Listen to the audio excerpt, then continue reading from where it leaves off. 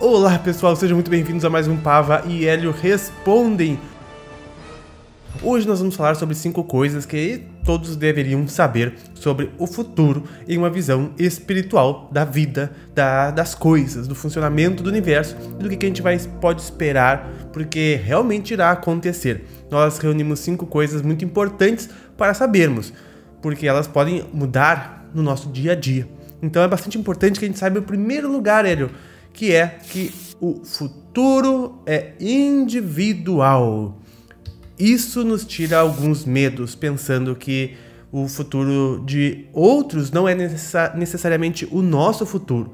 Que o que acontece com o mundo e sociedades não necessariamente acontece conosco, porque, Hélio, vivemos em bolhas daquilo que nós acreditamos e esperamos.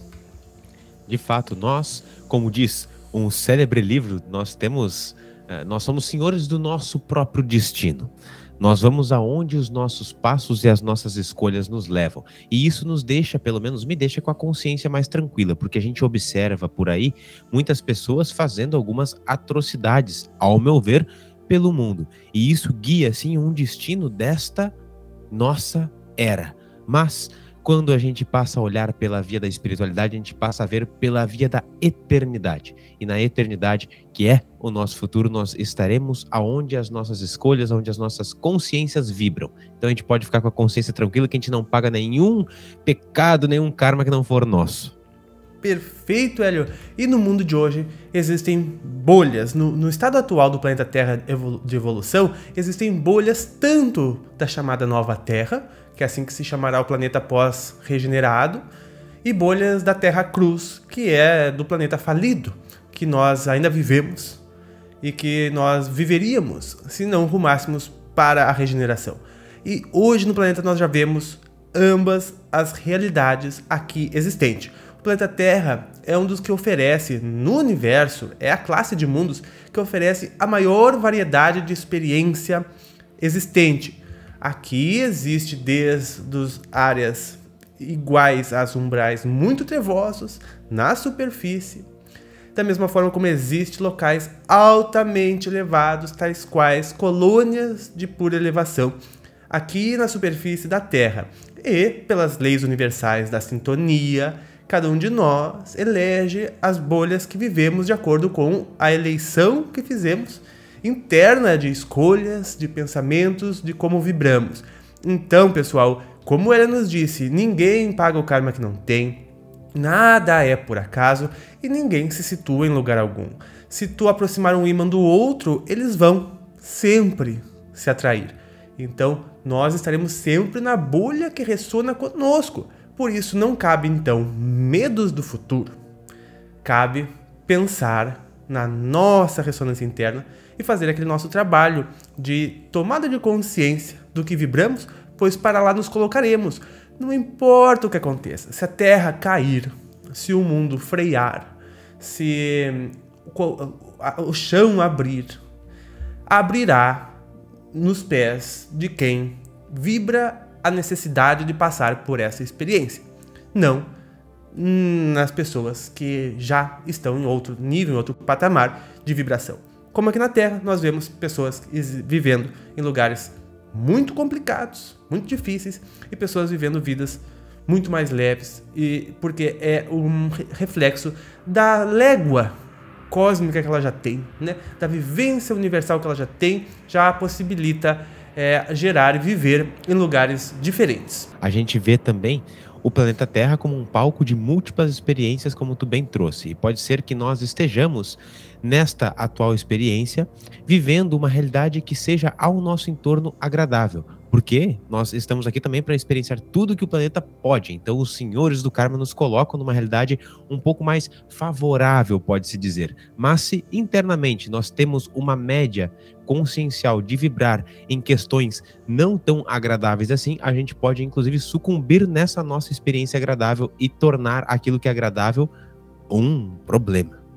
Exatamente, olha, por isso que o contato com o nosso eu interior, que é a divindade, é o que nos faz errar menos e, por consequência, sofrer menos, né? A gente vai tendo maior vida cósmica, a gente vai errando menos. e tendo a vida cada vez mais estável, confortável e possibilitando também auxiliar em maior escala ao nosso meio, que é o que nós devemos, né? Servir a todo ser vivente. E, Hélio, o segundo lugar são as grandes transformações geológicas humanas e sociais que o planeta vai passar. A gente não pode se assustar nos próximos 30 anos pelo que vai acontecer com o planeta, porque faz parte das mudanças geológicas previstas pela espiritualidade superior para fazer os movimentos necessários na nossa sociedade, para que ela se desconfigure totalmente de como é hoje, para se reconfigurar em um maior alinhamento com os princípios da luz, que é o que se sustentará no planeta regenerado. Tudo é transformação. Nós nos transformamos desde pequeno para sermos aquilo que somos hoje. Não existe o dia e a noite. Existe o dia tornando-se noite, a noite tornando-se dia. E quando a gente olha a história da nossa civilização, do planeta Terra, a gente já passou por grandes transformações. Então, é certo que isso também continuará a acontecer por uma simples razão. Porque tudo evolui e nós precisamos nos transformar para chegar nessa nova etapa de consciência que é a nova Terra. Então, isso acontecerá. Verdade, Hélio. E para te ver como tudo está conectado com o nosso primeiro, que o futuro é individual, da mesma forma, essas grandes transformações geológicas, né, irão acontecer nos locais aos quais as pessoas que programaram passar por isso necessitarão, né? Acontecerá de forma que as pessoas terão a escolha, a possibilidade de se locomover. Acontecerão sempre de forma com a lei de sintonia e atração de todos nós, né? De repente, eu já ouvi falar sobre as pessoas que foram trabalhar e certo dia não foram trabalhar porque o telefone não despertou e o edifício onde trabalhavam desabou. Justo no dia que não tocou o telefone. É aquilo que tu nos disse, Hélio, ninguém passa pelo que não precisa passar em nenhum momento. Isso a gente teve vários relatos desse Pava, naquele caso lá das Torres Iguais, lá nos Estados Unidos, né? É verdade, e também lá na guerra infeliz do Iraque, é outra guerra infeliz, né? Mas é a da Rússia e da Ucrânia. Enfim, o terceiro lugar, pessoal, é que as doenças não mais existirão. Hoje elas existem por quê? Porque, as pessoas precisam expurgar grande quantidade de energia deletéria criada pelas suas próprias mentes, em forma de drenar essa energia através do corpo físico. Outros motivos, muitas vezes, que as pessoas fizeram coisas em outras existências e que hoje precisam expiar com algumas consequências, ou seja, sofrimento, mais uma vez, é devido a ignorar o nosso eu interior, né? E as doenças também deixam de existir devido, Hélio, a quê? Devido à nossa transformação interior. Porque é apenas pela nossa não mudança interna que a gente necessita olhar através de algumas manifestações externas. As doenças, elas são para isso. O Pava trouxe as razões das doenças existirem e eu acrescentaria mais uma ainda, que é o fato de nós estarmos momentaneamente ainda num planeta mais kármico. E o planeta kármico, ele existe em condições que favorecem a proliferação de bactérias e de doenças, e assim a gente vai contraindo tudo isso. Na medida que a gente transforma internamente a nossa consciência, a gente progride, inclusive, a própria morada, que é o nosso planeta Terra. Assim, a gente elimina a possibilidade, por uma sintonia interna de um todo da humanidade, a existência dessas realidades não mais se faz necessárias. Quando a gente elimina o orgulho, o egoísmo, a raiva, a inveja e todas as mazelas interiores, não tem mais por que isso acontecer. E assim será. É verdade. A gente sabe que tudo vem do plano espiritual para cá, através de missionários que encarnam para trazer informação, conhecimento e tecnologias. E no plano extrafísico, no plano espiritual, nos milhões de planetas afora, é óbvio que já existem equipamentos para a cura de qualquer doença. Por que eles não estão aqui ainda? Por que ainda não foi permitido que esta tecnologia a nós seja entregue? É muito simples, pelos motivos aos quais nós falamos. Expiações, que ainda é um planeta. Drenagem energética, que também ainda é um planeta desses tipos de experiência.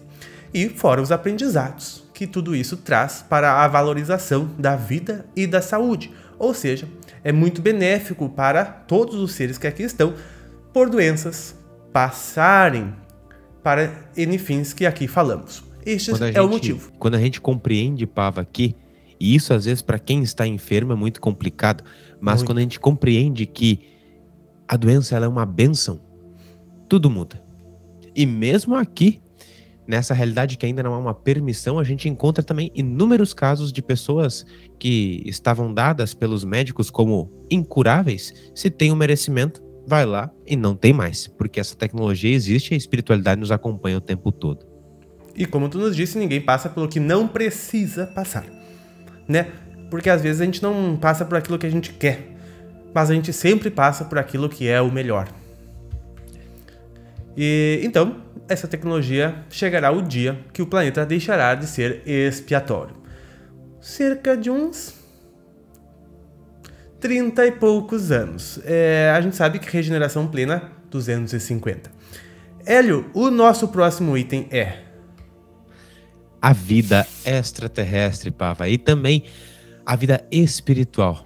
Será um consenso no planeta. Eu coloco as minhas orações para que esse dia chegue o quanto antes, porque vai trazer inúmeras revoluções no nosso planeta. Tudo isso que a gente comentou até agora, inclusive essas das doenças, serão acelerado o processo de transformação quando esta quarta acontecer. Nossa. Perfeitamente. E isto só acontece quando o planeta também deixa de ter o caráter expiatório. Não adianta esperar extraterrestres enquanto tivermos caráter expiatório no planeta Terra. Não, esse tipo de mundo não se pode ter esse tipo de contato. E como o Hélio bem disse, saber da vida extraterrestre, da existência do mundo espiritual e da reencarnação será conhecimento total do planeta. E que terá, segundo o nosso segundo item das grandes transformações geológicas, terá sua população bastante reduzida. E o nosso DNA já um tanto quanto modificado, como falamos nesse vídeo aqui com a doutora Mônica de Medeiros. E então, Hélio ainda iria mais longe, beirando o inacreditável, e dizer para as pessoas que também o Evangelho será estudado em todas as ciências da Terra e que a espiritualidade e a ciência nunca mais irão se separar e que a espiritualidade é a ciência que ainda vamos conhecer. O que é o Evangelho senão o estudo do amor e o colocar em prática este amor? Nessa nova terra, todas as áreas da nossa sociedade estarão pautadas nesse amor. Então, nesse sentido, sim, que o Evangelho será estudado por todas as áreas do conhecimento. Perfeito. E o que nos leva ao quinto, Hélio. Que o futuro, esse também beira às vezes o inacreditável, Pava, mas acreditem porque é de fato. O futuro, ele é um consenso. O futuro, inclusive, da nossa sociedade é um consenso do que a média da população toda tem em seu interior, em sua média de crenças, assim como nós comentamos no primeiro item, que o nosso futuro é um consenso das nossas crenças pessoais internas. Hélio, por que será que a gente vê tanto filme de Hollywood com futuros distópicos, destruídos, acabados, ou engolidos por máquinas, ou inteligência artificial, ou enfim, cada vez um cenário pior? Será que eles querem gerar um consenso? Tem uma resposta para isso, inclusive aqui no canal. A vez que nós saímos às ruas entrevistando as pessoas, a gente perguntando se elas acreditam em vida extraterrestre, em vida após a morte, se a sociedade tem salvação, o que elas dizem ali? Autoconhecimento, espiritualidade e a vida. Vamos ver o que as pessoas pensam sobre estes assuntos, assim, desprevenidas. Vida e o universo. Minha vida é uma merda. Não, obrigada. A primeira delas é, você acredita em vida extraterrestre? Não acredito. O senhor acredita em vida extraterrestre? É complicado. Se o senhor acredita na vida extraterrestre? Não acredito. Quer saber se você acredita na vida extraterrestre? Eu acredito. Acho que pode ter algo além da gente. Na espiritualidade, na vida após a morte, tem alguma crença nesse sentido? Sim, não, eu cresci com família religiosa. Eu sou agnóstico. Você acredita na vida após a morte? Mais ou menos, não tenho certeza da vida após a morte. Se tu acredita na vida após a morte? Não sei. Não sei se eu acredito. E acredita na vida extraterrestre? Talvez. Não duvido. E tu faz alguma meditação, alguma prática espiritual? Não. Acredita na vida após a morte? Também não. Vida após a morte? Existe. Tranquilamente. Acredita em vida extraterrestre? Também meio difícil. Muito medo de extraterrestres. Vejam o vídeo. Mas aquilo que está retratado ali é o que o Pava trouxe agora nas colocações midiáticas e de filmes. Este é o consenso que a gente vibra ainda, infelizmente. Verdade, por isso a gente precisa alterar o consenso. E aí é que se diz de que o futuro depende de uma média desperta da população. É lógico, porque depende que alguém mude um pouco o consenso do futuro para que futuros melhores sejam imaginados, porque a gente vive aquilo que a gente é capaz de imaginar, tanto a nível pessoal quanto a nível coletivo. E a realidade sempre é um consenso. Eu espero que seja um consenso tu estar inscrito neste canal e dar um like no vídeo. Tem que ser um consenso geral, certo, pessoal? Porque, sabe por quê? Porque assim a gente apoia a espiritualidade e leva ela mais a longe para que seja cada vez um maior consenso e, de fato, a nossa sociedade melhore. Hélio, agradeço muito a tua participação no teu programa aqui no canal. Peças comentários, Hélio. Espero que seja um consenso também as pessoas deixarem aqui as suas impressões sobre essas colocações que a gente trouxe. Esperamos ter contribuído de alguma forma e agradeço muito a oportunidade. Nós nos vemos nos próximos. Um grande abraço e até mais.